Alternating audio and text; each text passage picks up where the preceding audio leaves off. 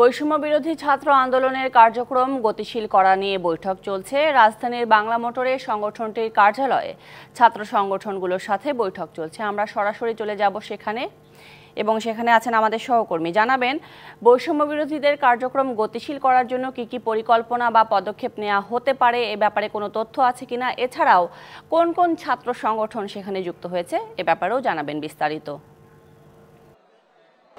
শুরুতে আপনি যেমনটি বলছিলেন যে বৈষম্য বিরোধী ছাত্র আন্দোলনের ডাকে যে ছাত্র সংহতি সপ্তাহ পালন করেছিল, যে ফ্যাসিবাদ বিরোধী যে ছাত্র সংগঠনগুলো রয়েছে সেটি কিন্তু ফ্যাসিবাদ বিরোধী ছাত্র যে সপ্তাহটি রয়েছে সেটি পালন শেষে কিন্তু আজকে কিন্তু সন্ধ্যার 6টার পর থেকে এই বাংলা মোটরে যে বৈষম্য বিরোধী ছাত্র আন্দোলন রয়েছে কার্যালয় রয়েছে সেখানে কিন্তু মিটিং চলছে। এখন পর্যন্ত সন্ধ্যা 6টার পর থেকে সেই মিটিংটা শুরু হয়েছে। এখন অবধি পর্যন্ত কিন্তু মিটিংটি চলমান রয়েছে। এখানে কিন্তু যতগুলো যে ফ্যাসিবাদ বিরোধী যে ছাত্র সংগঠনগুলো রয়েছে সবগুলোই কিন্তু উপস্থিত রয়েছেন, সবগুলোর নেতা কিন্তু উপস্থিত রয়েছেন। সেই মিটিংটি সেখানে কিন্তু আলোচনা চলছে, ভেতরে কিন্তু সেই দীর্ঘ সময় ধরে আলোচনা চলছে।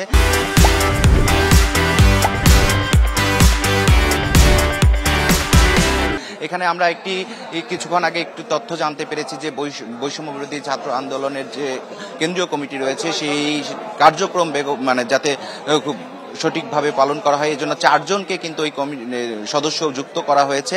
আর আমরা যতটুকু জানতে পেরেছি যে চলমান যে অস্থিরতা রয়েছে বা বিভিন্ন যে সমস্যাগুলো রয়েছে সেই বিষয়গুলো নিয়ে কিন্তু এই সবাই কিন্তু আলোচনা চলছে। এবং আরেকটি বিষয় যদি বলে রাখি যে চলমান যে ভারত যে আজমির শরীফে দখল বা তাদের যে মিডিয়ার অপপ্রচার রয়েছে সেই অপপ্রচারগুলো যাতে কিভাবে রোধ করা যায়, যাতে এরকম যাতে সমস্যাগুলো যাতে সৃষ্টি করতে না পারে সে বিষয়গুলো নিয়ে আলোচনা করা চলছে। এবং বাংলাদেশের যে ছাত্র সংগঠনগুলো রয়েছে তাদের সামনের প্রেক্ষাপট কি হবে, তারা এই শিক্ষা প্রতিষ্ঠানগুলোতে কি রকম কার্যক্রম পরিচালনা করতে পারেন সেই বিষয়গুলো নিয়ে এই যে সভাটি চলছে সেখানে হয়তো আলোচনা চলছে।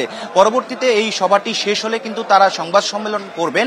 সেই সংবাদ সম্মেলন পরে কিন্তু আমরা সবশেষ তথ্যটি জানাতে পারবো যে তারা কি কি বিষয় নিয়ে আলোচনা করেছেন। চলমান সকল পরিস্থিতি নিয়েই আলোচনা চলছে। ইকবাল, অনেক ধন্যবাদ আপনাকে যুক্ত হবার জন্য।